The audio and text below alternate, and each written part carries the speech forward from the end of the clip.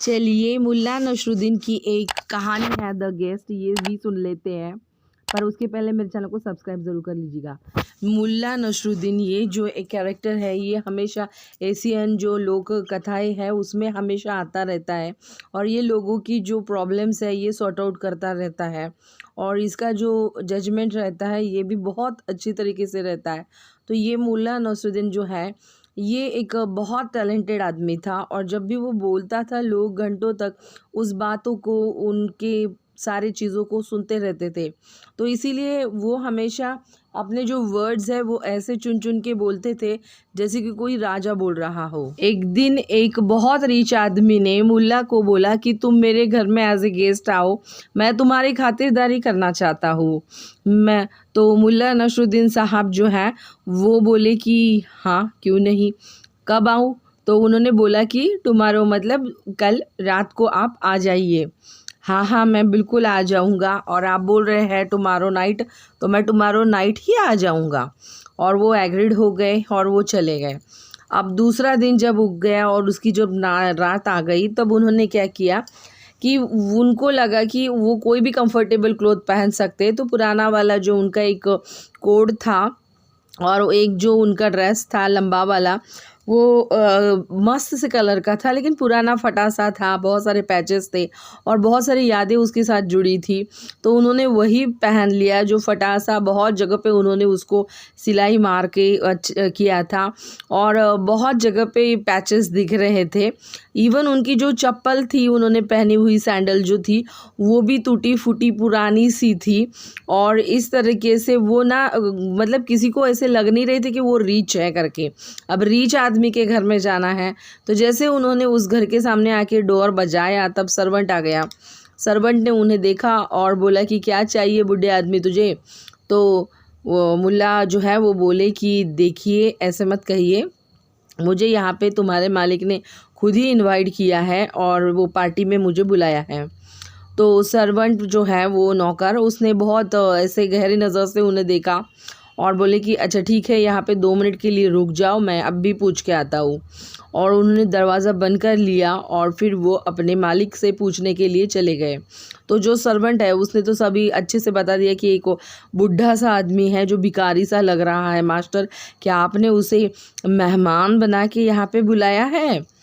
तो उसको लगा कि सामने से क्या, तो वो अपने जो पैलेस का जो ऊपर वाला हिस्सा है कोर्टयार्ड, वहाँ से उसे देखा। तो उन्होंने ना चेहरा नहीं देखा, वो कपड़े देखे।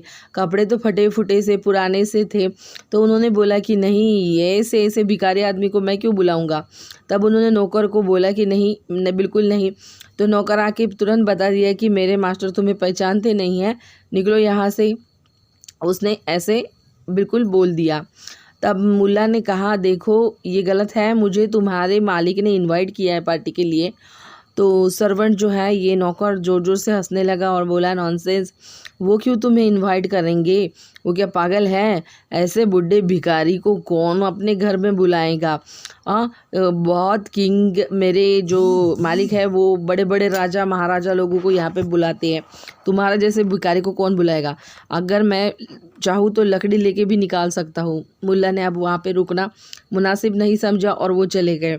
घर में जाने के बाद उन्होंने बहुत अच्छे से सिल्क जो उनका कुर्ता था और उसके ऊपर कॉलर वाला जो मस्त से बहुत रीच लुक वाला जो कोट था वो उन्होंने पहन लिया। अपने चेहरे पे रोज़ वाटर का थोड़ा छिड़क लिया। उनकी जो दाढ़ी थी उसको भी उन्होंने कॉम कर लिया था, कंघी से कंघी कर लिया था और वो थोड़ा सा मुस्कुराते हुए अब फिर से उसी जगह पे उसी रिच आदमी के घर पे चले गए।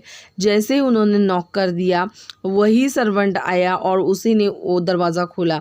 जैसे ही बहुत रिच कपड़े देखे तुरंत वो बहुत ही रिस्पेक्टफुली उनके साथ बात करने लगा और मुल्ला ने कहा कि मुझे तुम्हारे मास्टर ने इनवाइट किया है पार्टी के लिए। तब उसने सबसे पहले उन्हें नमस्कार कहा और बाद में फिर बहुत अपनी खातिरदारी के साथ वेलकम करते हुए चले गए।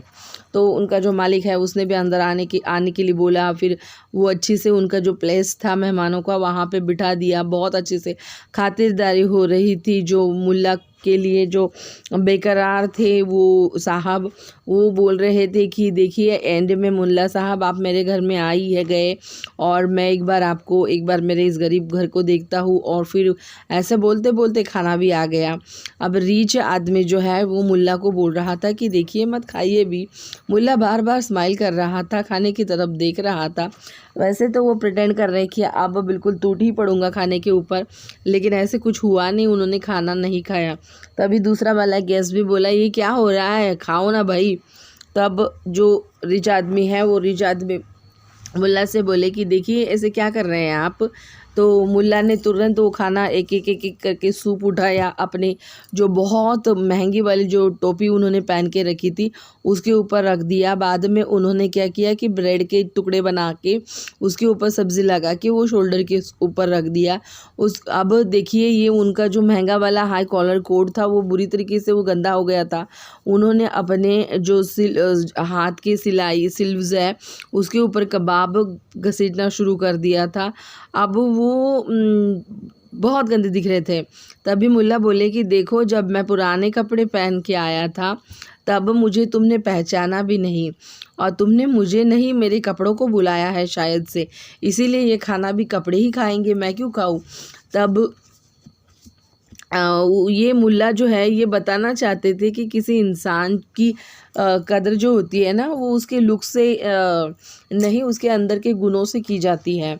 रिच आदमी को तभी पता चल गया और वो तुरंत उन्हें माफ़ी मांगने लग गया और कि मुल्ला साहब मुझे माफ़ कर दीजिए, मैं अंधा हो गया था, मेरी जो दौलत का पर्दा मेरे ऊपर पड़ गया था तो मैंने आपको देखा ही नहीं कि इन कपड़ों के पीछे छुपा हुआ जो आदमी है उसे मैंने पहचाना ही नहीं। मैं तो हमेशा लोगों को उनके कपड़ों से पहचानता हूँ, लेकिन आज मुझे ये सीख मिल गई है कि लोगों को उनके कपड़े से नहीं सूरत से नहीं उनकी सीरत से देखना चाहिए। तो लोगों बहुत अच्छा मैंने वीडियो बनाया, लाइक कीजिए, शेयर कीजिए, सब्सक्राइब कीजिए। देखने के लिए धन्यवाद।